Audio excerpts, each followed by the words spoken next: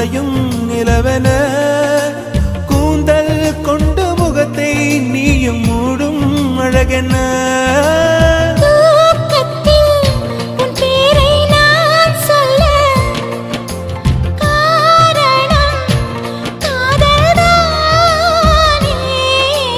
பிரம்மன் கூட ஒரு கண்ணதாசன் தான் உன்னை படைத்ததாலே